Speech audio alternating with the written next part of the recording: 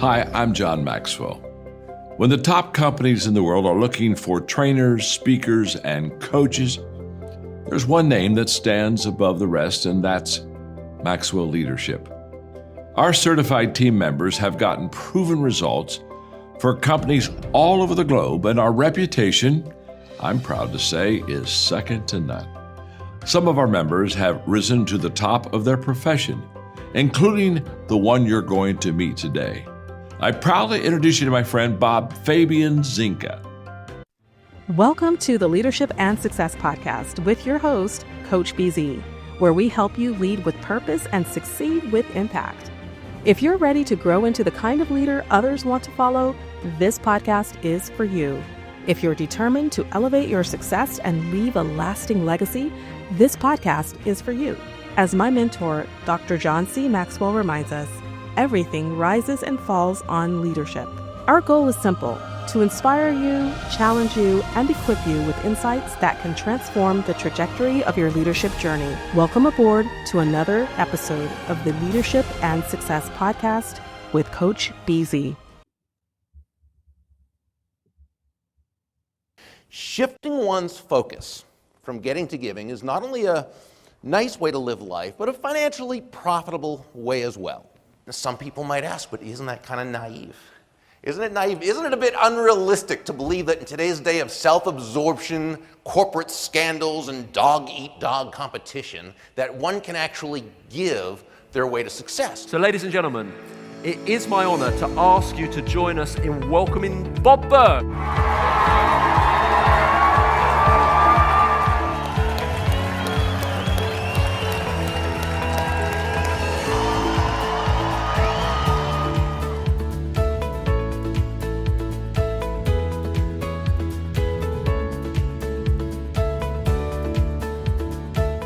To be able to deal with people in a way that's constructive, in a way that's helpful. He is the focus. You can't be focused on the money.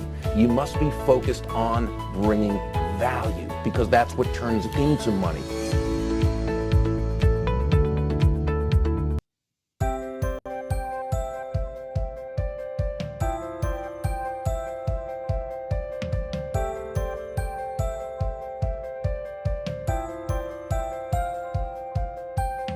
Meet Joe, an ambitious young man who yearns for success. Sound familiar? Maybe you know someone like Joe. He's aggressive, relatively successful, and determined to reach the top. A real go-getter. But something is missing. Something that has caused him to be not nearly as financially successful and internally fulfilled as he knows he could be. One day, Joe is fortunate to be introduced to a man named Pindar, known by some of the most highly successful people in the world simply as the chairman. Over the next week, Joe meets some of Pindar's former protégés who are extremely financially and personally successful. With Joe, they share the 5 laws of stratospheric success. They explain to Joe that if used together, these somewhat counterintuitive 5 laws will lead him to huge success, as it did for them. It only makes sense because these are the same laws people have used in order to be successful. All right, the 5 laws of stratospheric success. If you want to learn about them, we're going to be talking about it today. All right, I am really overjoyed to really have a legend on the Leadership and Success podcast right now. A Hall of Fame keynote speaker and #1 best-selling author. And before I bring him on, I am reminded of our moment of gratitude. That's something we do on this podcast every single time we meet. And part of the reason why we do this, as you know, is because in the military, it's about 21 service member and veteran commit suicide every single day. And I believe it's not possible to be suicidal and be grateful at the very same time. So as you guys know, every single day this month, I've been grateful for Black History Month. So I highly recommend this book, African American First, by Joanne Porter. It's about famous, little-known, and unsung triumph of Blacks in America. I am really grateful for the contribution of African American because I really believe they've built this country, and African American history is American history. So let me see if I can properly introduce our guest today. And hello to Daniel Young from Maitland, Florida, an active member of our tribe here on the Leadership and Success podcast. So Today, I am going to be speaking to the one and only Bob Burg. I really love his first name. It's really cool. So he is a Hall of Fame keynote speaker, master communicator, and co-author of one of the most influential business parable of our time, The Go-Giver, which has sold over 1 million copies worldwide. It looks like it's almost like 2 million copies by now. But anyway, for more than 30 years, Bob Burg has taught leaders, entrepreneurs, and sales professionals how to shift from getting to giving, and how genuine influence, not manipulation, is the true driver of sustainable success. So if leadership is influence, and everybody here knows that because we've been studying under Dr. John C. Maxwell, the 21 laws of leadership, then today's conversation will show you how to become not just successful, but stratospherically successful. We're going to be learning about those 5 laws of success and influence. So, ladies and gentlemen, without any further ado, please help me welcome to the Leadership and Success Podcast, Bob Burg.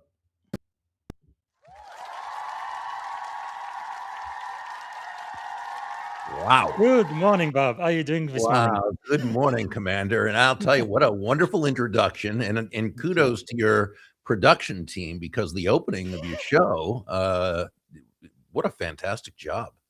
Thank you. You could think myself and AI, but I do appreciate that. Yeah, I try to get my daughter to help me with this, but she's like, she wants to get paid. I'm like, no, you don't get paid. You volunteer. You become an intern. You get I was experience. going to say that intern, yeah.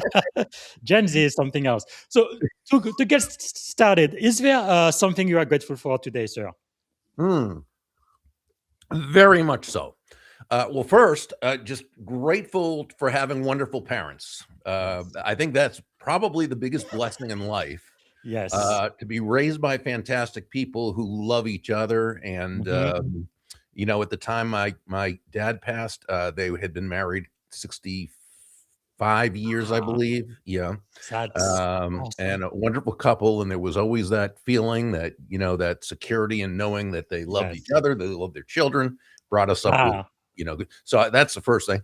Also, the people I work with, people like my long-term business partner, Kathy Tajanel, people like Kim Angeli. I see David Marlowe. His book, The Ikigai Way. Wow. Yes. What a fantastic book that is. Classic. Everybody should read that book. People like Jeff West, Kim Angeli, people I do business with. John David Mann, my co-author of the Go-Giver series, who has co-authored about 50 books. Wow. He's a genius, and he's the guy who made this whole Go-Giver series hum. And without him, there would not be any Go-Giver series. So there's so much in my life. And then, people like yourself and General Beagle, and just, people I get to meet on an ongoing everyday basis. Say, hi, wow. Or Arlen Sorensen, a picture of him right there. You found that picture. Arlen, I call him one of my real life action heroes. Yes. And he's a guy who, just put together an amazing leadership organization, embracing technology, leadership, and humanity. And so, yeah, I have so much to be grateful for. I could go on and on and on and on. So I won't, but boy. Well, I guess I must say, Arlen, you've been voluntold to come on the Leadership and Success Podcast. Hopefully, we're going to see you on that seat soon. Wow. But I can't believe you said your parents were married 65 years. Yes. That is so rare this day. I've been married 24 years now. It's going to be 25 years this year. But what do you think is the secret of your parents' marriage, you think? Well, in the Go-Giver, John and I told a story, and what we did in that book, even though it's a parable, a lot of the stories we told in there. There's my dear friend Amy Silva. She's a magnificent real estate investor, great leader. Rhonda Williams. Okay, I'm not okay. If I say hi to everyone, we won't get anywhere. So, but hi to everybody who's. You must know, I'm so excited to do this because I first started this podcast 5 years ago, and it was me, myself, and I. Nobody listened to me. I was talking to myself. So once I get feedback from the people, not just in America but around the world, I'm just so excited to show off what they're saying. But sorry, back to you, Bob. So a lot of the book, John and I included experiences that both of the co-authors had in our lives. So there's one scene where Joe, the protege, is speaking with his mentor Pindar, and they're talking about, Pindar's happy marriage. He'd been married 50 years, Wow. and Joe asked him the secret, and he said, "Well, Joe, I actually care more about my wife's happiness than I Mm, do about my own." Now, we had yes. Joe say, "Well, isn't that codependent?" Because we knew people would, say that. Yeah. And Pindar said, "Well, actually, you know what I call it?" And Joe says, "Happy." Well, what happened was that, and so where we got this, when I was about 10 years old, a lot of my um, Mm, friends' parents were starting to get divorced. And my mm, parents had this great marriage, and the whole thing. And like anything else, I mean, it's not that there weren't challenges. Of course, it's a marriage, but it had a wonderful marriage. And so I said to Dad, why is it that my friends' parents are getting divorced and you and Mom are so happy? And he said, "Well, Bob, when you really, really love someone, you mhm. actually care more about their happiness than you do Wow. your own." Now, he was not saying this, and I want to make sure, because in today's day of political Yes. correctness, you've got to say, he was not saying you should be, Maybe.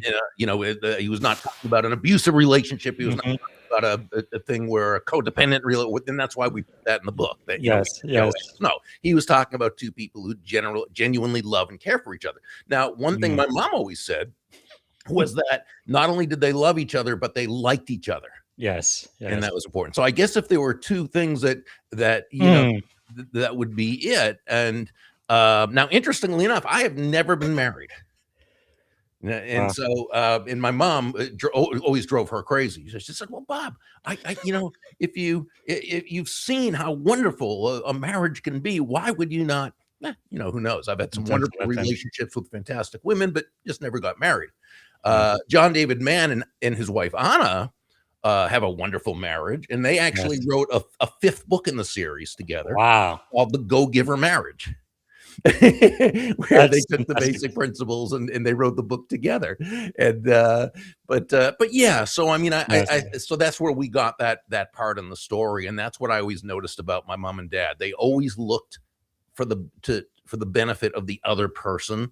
But again, Yes. you're talking about two people who are both focused on Hmm. who both hold high value, making the other person happy. So what Yes. happens? Just like with the go-giver, right? Yeah, You're yeah. focused on giving value, and if you're doing business with and relationships with other people doing things the same way, Yes, one yes, plus one equals five, right? yes. You build a Because bigger.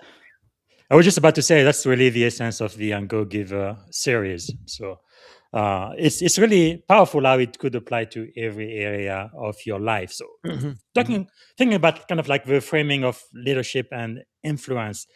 So my primary mentor, Dr. John Maxwell, I call him Papa John. He says leadership is influence, nothing more, nothing less. Now you have agreed with that fact, but how do you define influence and what makes it genuine? Yeah, and I think it's really important to define influence because it's one of those words that's used so often now, right? And Yes. like any word and any important concept, it can be defined different ways by different people, usually unconsciously. So you can have 10 people talking about the word Yes. influence, and you might have 10 people thinking of it from a different Yes. premise. So influence by definition, Commander, is simply the ability to move a person or persons to a desired action, Mm. usually within the context of a specific goal. Now, Yes. that's its definition, but that's not its as John would say, John David Mann would say, it's not its Yes. substance, right? It's Mhm. not its essence. The essence of influence is pull. Mm. Pull as opposed to push, Yes. as in the old leadership saying, how far Yes. can you push a rope? And we know Yes. the answer is not very far, or at least not very fast or very effectively, which is why Mm. great influencers, they don't push. They don't push themselves. They don't push their will. They don't push their ideas on others. Yes. Hey, you never hear people say, wow, that David or that Mary, she is so influential. She has a lot of push with Yes. people. No, she's influential. She has a lot of pull Cool. with people. Mm. That's what influence is. Uh, now, Powerful. so then you've got to ask the question, well, how does that happen? How does that pull manifest itself? And Mhm. again, it's just like with the go giver, the it's shifting your focus off of yourself and onto the other person, not in a Yes. self-sacrificial way, not at all, but in a way that builds everyone in the process, right? Mm. So it's that the influencer, and we would say the genuine influencer, right? Yes. Making sure that while they're internally motivated, they are outwardly focused. So they Mm. ask themselves questions such as, how does what I want this other person to do, how does it align with their goals, Yes. with their Yeah. needs, their wants, their desires, their So values? is that then the difference between influence and manipulation? Well, I would say this. There's two ways to influence, two basic ways. Uh, if influence is the ability to move a person to action, right? You influence either through persuasion, which is good, or manipulation, which is bad. Okay. Now, what is really the difference between the two? And I think this question was answered beautifully by a gentleman named Dr. Paul W. Sweats, who wrote a book that came out in 1987 called The Art of Talking So That People Will Listen. That was much more about listening than it was about talking, but that was the title. And Yes. in this, he said, and I'm going to paraphrase if I may, Yes. he wrote, manipulation aims at control, not cooperation. It does not consider the good of the other party. It results in a win-lose situation. In contrast to the manipulator, the persuader always seeks to enhance the position of the other party, right? So, and I think we could say that a manipulator might not necessarily want to harm another person, but if Yes. that's what it takes to get their way, they will do it. With a persuader, with a genuine influencer, that could never happen, because Yes. for a genuine influencer, a persuader to feel good about themselves, they've got to know that not only did they help that other person, but that person feels good about the situation itself. And that's why when we say, when John and I say genuine influence, we're taking influence to a kind of another level. With genuine influence, we're saying this is the person who, can they get the results they desire when working with others, while making that other person feel genuinely good about themselves, about the situation, and about you. That is really a key difference, and everybody listening, especially my junior officer, I think that is extremely important, because I feel like sometimes people, especially in the military, an environment I know very well, you also focus on the mission sometimes, that sometimes you take people for granted, and you can even sometimes, I think, without realizing it, kind of cross the line where you don't just influence them, but you actually manipulate them into doing what I guess they should be doing, even for the good of the organization. But I think as a leader, you just have to be aware. Yeah. Well, and we know that and even if we want to say, push is manipulation, it's also compliance. Yes. And we know, and even though, and when I say the military, please understand, I have never served in the military, and so I am in no position to speak about what the military is. My dad served in World War II. My immigrant grandparents both served in World War I. I never did, so I'm not speaking from someone who knows. Okay, but from what I understand, the military is by nature a command and control type of situation. And yet we all know, and the best officers know, and I remember Jocko Willink and Leif Babin in Extreme Ownership talked about, to the degree that you don't make it command and control, but instead you involve people in the process, and they have ownership in that process, whether we're talking about a military mission or a corporate mission, there's a lot better chance that they're going to be, but that they're going to buy in. And John Maxwell, of course, Dr. Maxwell talks a lot about buying in. One of my great friends, she's a wonderful leadership authority. Her name is Dondi Scumaci. And she said something I think is so profound. She said, when it comes to leadership, when it comes to influence, compliance, she says, will never take you where commitment can go. Say that again, please. That's powerful. Yeah, compliance will never take you where commitment can go. Wow, that is powerful. I guess, back to the first question I asked about marriage, the marriage of your parents, 65 years.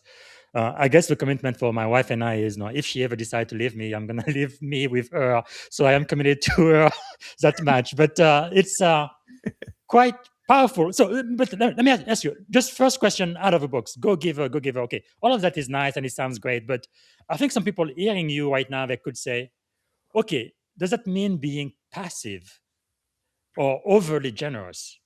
What does being a go giver actually mean, and what does it not mean? Yeah, that's such a great question. It's very important too that we understand the difference between the two.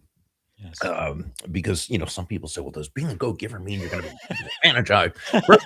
First of all, what being a go-giver simply means is understanding that shifting your focus off of yourself and onto others, okay, is again, as not only a more fulfilling way of conducting business, it is the most financially profitable way as well. Not for any kind of woo-woo, way out there, magical, mystical type of reasons. Oh, just give and good. No, no, no. It's much more logical, much more rational than that.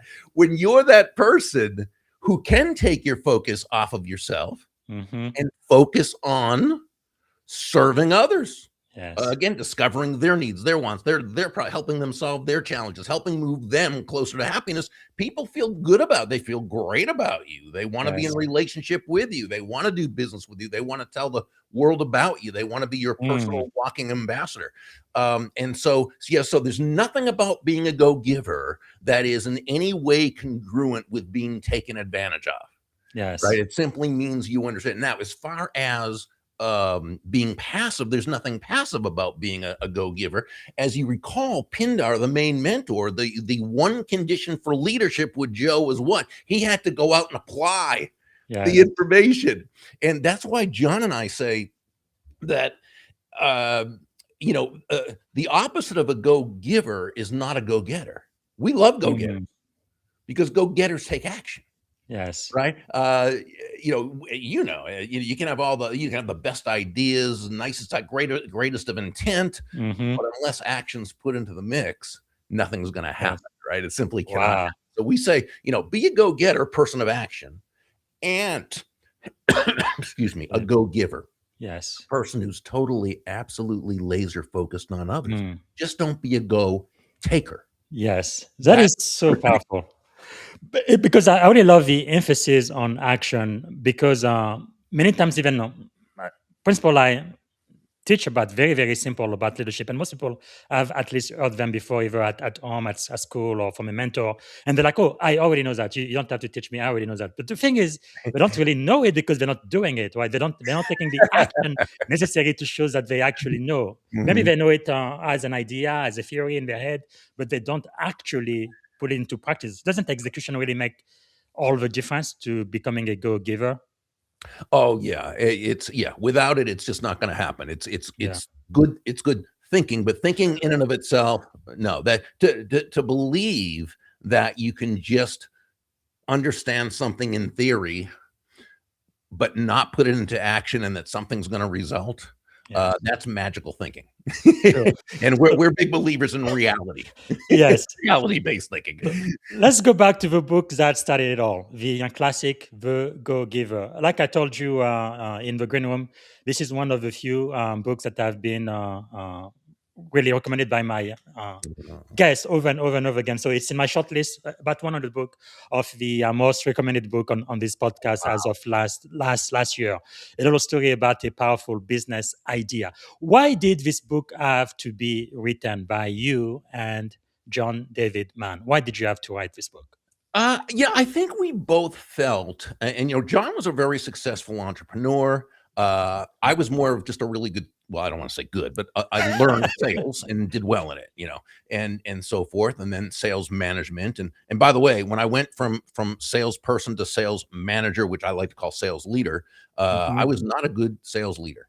I was a good salesperson. I was a good producer, was not a leader. Yes. And what's interesting is I was really having trouble in the leadership journey, and I was dating a woman at the time, and her mom bought me a book and gave it to me, and it happened to be the 21 Irrefutable Laws of Leadership by John Maxwell. That was my first, and then I started getting all his books, and I started at the time, this is years ago, he had a tape series called Maximum Impact. It was cassette tapes, and I was a member of that club, and I got a tape every month and so forth. So I certainly owe a lot in the leadership journey to Dr. Maxwell, as so many of us do. But so John and I studied success, in our different paths. Yes. And as a writer, he got to speak to some of the most successful people in the world and ask, them. And I got to speak on stage for the last 35 years with some of the most successful people. And I'm always asking questions. Voracious reader, but both of us. So when we got together on this, we kind of said, what are the laws? What are the principles Mm-hmm. that successful people, and financially successful, that was a Yes. big part of it, but also financial, there's lots of ways to be successful, and they should all work together harmoniously: financial, Mm-hmm. physical, spiritual, mental, emotional, social, relational, what have you, right? Yes. What is it that the people who were sustainably successful, not fly by nights, not what but sustain, what is it that they did? And as Yes. we went through this, John always jokes and says the laws wrote themselves, right? Mhm. And so, but these five laws are and since there have been market economies, okay, Yes. these are the laws and principles that those people have followed. Now, they didn't always know they were following them. Some Mm-hmm. people did it very intuitively, okay? But Yes. these five laws, if any one of them are taken away, a person simply cannot be successful. But none of this is original with John and me. Yes.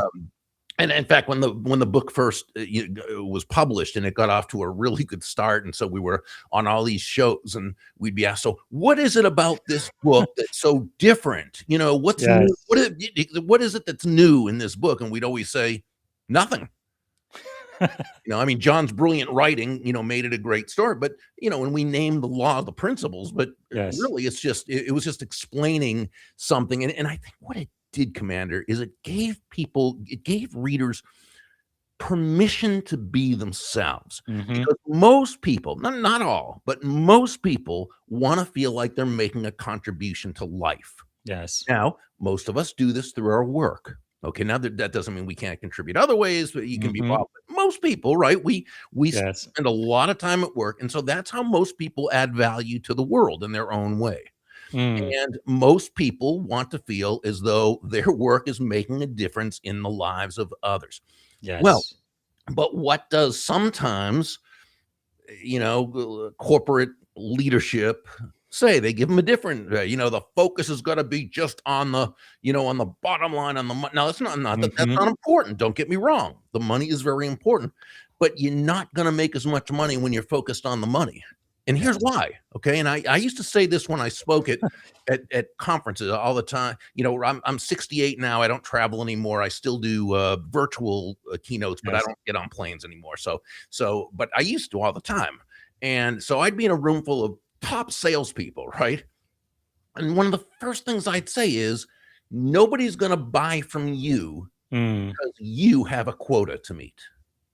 Yes. Right? They're not going to buy from you because you have a sales goal. They're not going to buy from you because you need the money. And they're not going to buy from you just because you're a really nice human being. They're going to buy Yes. from you because they believe that they will be better off by doing so Mm. than by not doing so. Yes. Right. And, John coined a what I think is a magnificent term. We put it in Go Givers Sell More, but John is the guy who came up with this. And that is, money is simply an echo of value.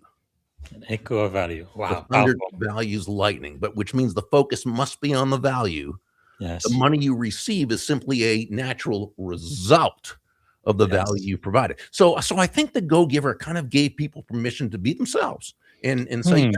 not only can I make a lot of money, but I'm going to make a lot of money because I'm focused on providing a lot of value. Value. Yes. Being a go-giver. Can you walk us briefly through the 5 laws of stratospheric success? Yeah, so the laws themselves are the laws of value, compensation, influence, authenticity, and receptivity. The law of value says your true worth is determined by how much more you give in value than you take in Yes. payment. Now, that sounds counterintuitive. Give more in value than I take in payment sounds like a recipe for bankruptcy. No, we have to Yeah. just realize the difference between price and value. Yes. Price is a dollar figure. Value, on the other hand, is the relative worth or desirability of a thing, to the Powerful. end user or beholder, right? What is it about this thing, this product, service, concept, idea that brings so much worth or value that someone will willingly exchange their money for it and be glad they did, Mm. while you make a very healthy profit. It would be the person who hires. Powerful. It would be you hire an accountant to do your taxes. She charges you round figure $1,000, right? That's her Yes. fee or her price. But what value does she give you in exchange? Well, she saves you $5,000 on your taxes. She saves you countless hours of time, freeing you up to be more productive. And she provides you and your family with the security and peace of mind of knowing it was done correctly. She gave you well over $5,000 in value in exchange Yes. for $1,000 fee or price. She gave you more in value than she took in payment. So you come away feeling great. But here's Yes. the thing. She also made a very healthy profit Yes. because Yes. it was worth it to her to exchange her time, her energy, her Wow. knowledge for this. So, in fact, in any free market-based exchange, and when I say free market, I simply mean no one's forced to do business with anyone else, right? In a free market-based exchange, there should always be two profits, the buyer profits and the seller profits, because Yes. each of them come away better off afterwards than they were beforehand. It's the win-win. Yeah. Powerful. I think I learned that from Napoleon Hill, Think and Grow Rich, right? You always have to give more in value than you receive. Yeah, and you know who? Yes, and you know who else talked about that? There was a magnificent book published in 1910 by Wallace D. Wattles called "The Yeah. Science of Getting Rich." Yeah, I've read that one too. Yeah, Yeah, powerful. and he talks about that, and I think, Yes. excuse me, I think in any book where business is taught and Yes. it's taught the right way, there's always that focus on providing more in value. Wow. Well, I must tell you, Bob, I could be talking to you for hours and hours. So we are technically already out of time. So give me just 5 more minutes. I wanted to talk You about. take it, Commander. You take as long as you want. Thank you. Thank you. Well, let's finish with this. I think the Go Giver influencer, this one is very, very special to me. A little story about the most persuasive idea, especially because of the times we live in now, even now in the United States. One of the most important questions I think I would ask you today is, you said that the problem today isn't disagreement, and I believe our country is absolutely divided right now. 9/11 is part of the reason why I joined the U.S. Navy. 9/11 was bad for people of my generation, but 9/12 was one of the best days I've ever lived as a resident of the United States of America. I don't think our country could have been more united. But you said it's not that we can't disagree agreeably or persuasively, right? So what is going wrong in modern leadership communication? How can we fix that? Yeah, well, so I think what it really is, and whether you're talking about political parties, whether you're talking about whatever it is, Mm-hmm.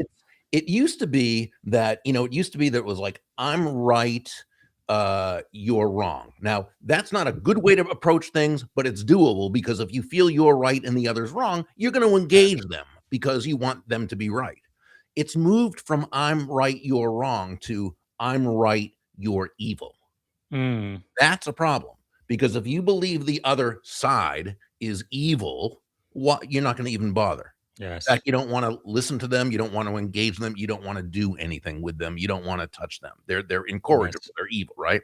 And so we've got to get back to a place, I believe, in our country Mm, where we see that most people, and not all, and there's Yes. evil out there, okay, but most people, regardless of what politics they have, yes. generally want to see the country go well, and they want people to be able to thrive, and they want it right, but they have different ways of going about it. That's okay.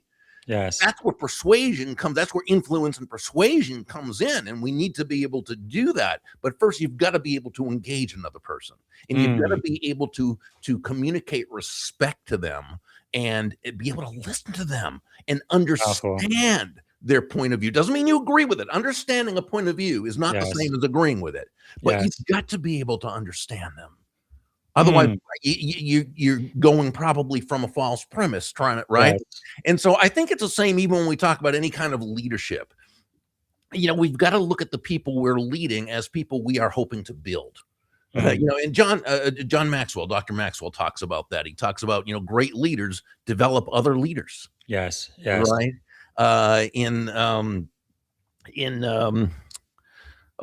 What is that great book?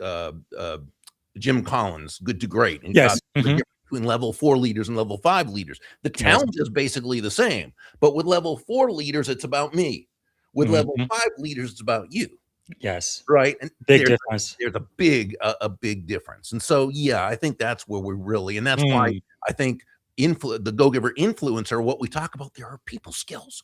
And yes. especially in today's day of AI and Yeah. the whole thing, okay, what's the It's big like differentiator? we It's are losing our humanity, it seems like. exactly Yes. who can now it's the big differentiator is who can relate to people, who can connect with people on an Yes. emotional level. Uh, Mm, and that's why I think it's a topic that's so important, so dear to my heart. yes. And yeah. Well, thank you for writing that book because it definitely needed to be written, especially for this day and age. So, to finish with this, can you maybe walk us through the 5 secrets of genuine influence? I believe you talk about, master your emotion. Yeah, it starts there, right? Where we've got to, the sages said, "Who is mighty?" And answer that person who can control their own emotions Can you and tell make. us about the seatbelt principle? Yeah, well, it's so hard sometimes to master our emotions, right? And we're not, Yes. even though we know that the person who can do that is really 9 steps ahead of the game in a 10-step game. And Yes. yet it can be so difficult, and we find ourselves saying and doing things that are so counterproductive. Why? Because we're Yeah. human beings, right? And as True. human beings, we are emotional creatures. Now, we're not saying you should forego your emotions or lose your emotions. Emotions are a beautiful part of life, but no, Mhm. we need to make sure we're the master of our emotions as opposed to Yes. our emotions being the master of us. Let me go back to something that my dear friend Dondi Scumaci says. I brought her up Yes. earlier, right? And Dondi says, by all means, take your emotions along for the ride, but make sure you are Yes. driving the car. That's Mm. the key.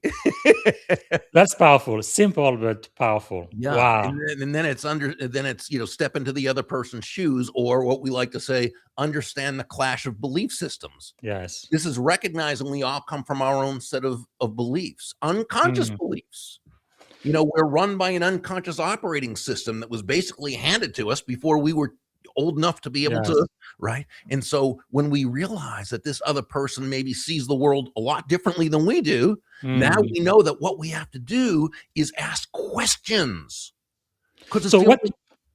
what did you mean then by listening with the back of your neck? Yeah, that's another term that John came up with, and it's when you listen so intently, and I don't mean on a physical thing, no, I don't mean like that, but you're really listening so intently that you're listening with every part of your body, Mhm. right, including the Yes. back of your neck. I mean, that's how Wow.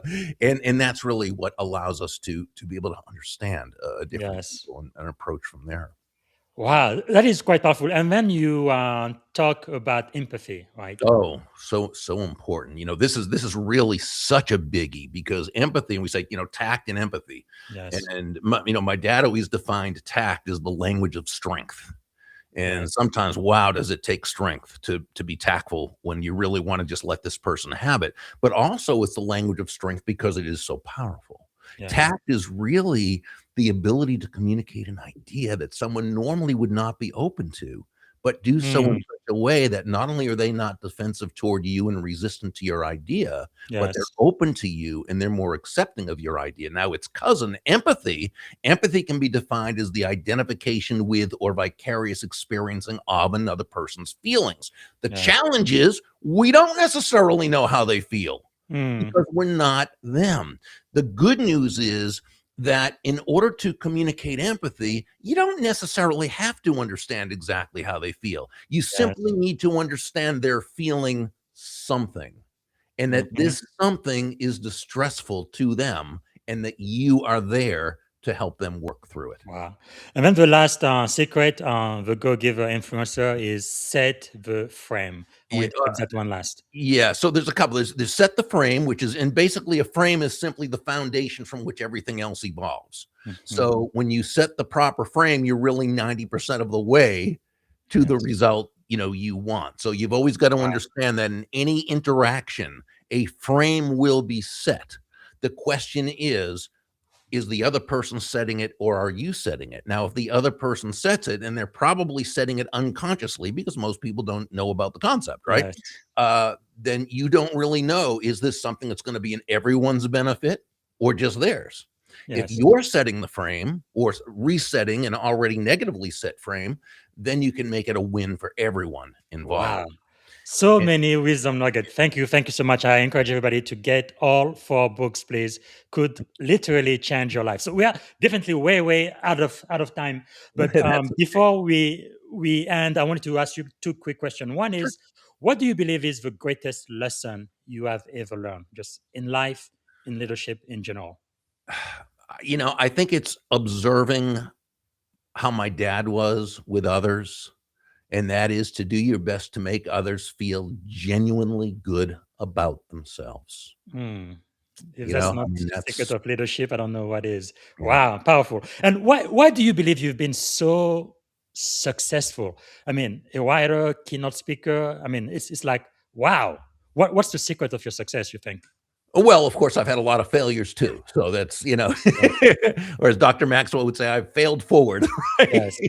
But, I think it's that once I got to a certain point where I was ready to learn, I was not teachable, I was not coachable when I was younger. And that was a real Mm. character flaw on my part. Okay. But Wow. once, and I'd say it was when I was about 25, 26, I became more coachable. That's when I Okay. started realizing that I didn't know half of what I thought I knew, and that is Mark Yes. Twain's attributed to Mark Twain. I don't know if he ever said Mhm. this, but to paraphrase him, most of the things I was absolutely positively certain I Yes. did know weren't so. And it Yes. was at that point that I became a student. Wow. All right. I know we are out of time, but I really do appreciate you so much. What can we do to add value back to you, sir?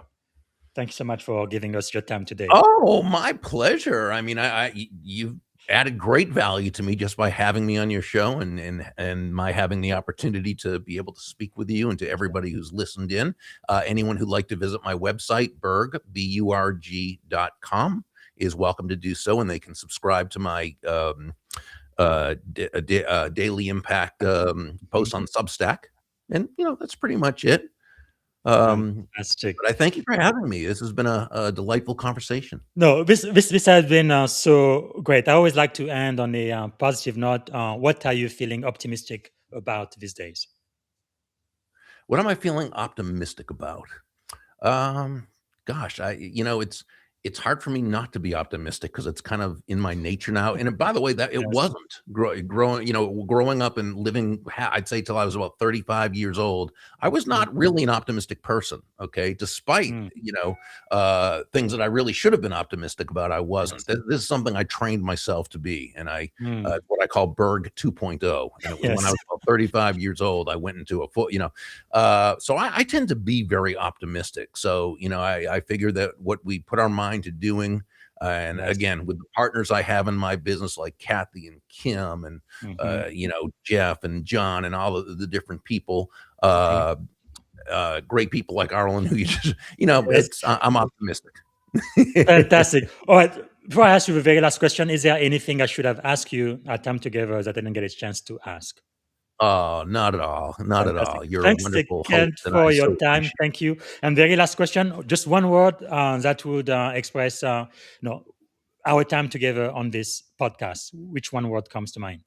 Ah, gratitude. Gratitude. Well, I am so grateful for your time. The one and only Bob Burg, everyone. Thank you, sir. We really appreciate Thank it. you, sir. Bye. All right.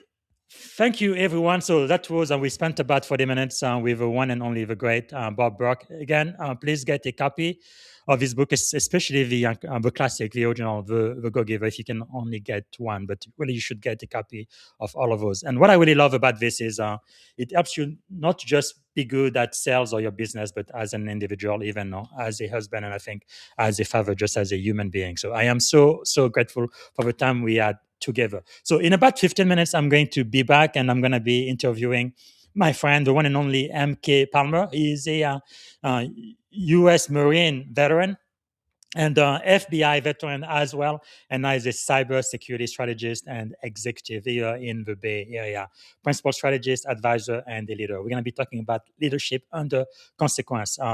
His experience, lesson from the FBI to the boardroom. So that's going to be in about 15 minutes or so. And again, follow Bob Burg on LinkedIn and get a copy of his book. And thank you again for watching. Until in about 15 minutes.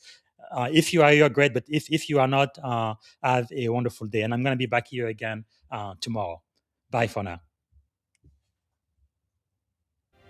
Thank you for tuning in to the Leadership and Success Podcast with your host, Coach BZ. If today's episode added value to your leadership journey, be sure to subscribe, share, and join us again for more wisdom nuggets on how to lead better and achieve greater success. Remember, leadership is the most critical skill of our time. The world will always need leaders to inspire others, drive innovation, and execute meaningful strategy. So why not count yourself among the bold leaders shaping the 21st century?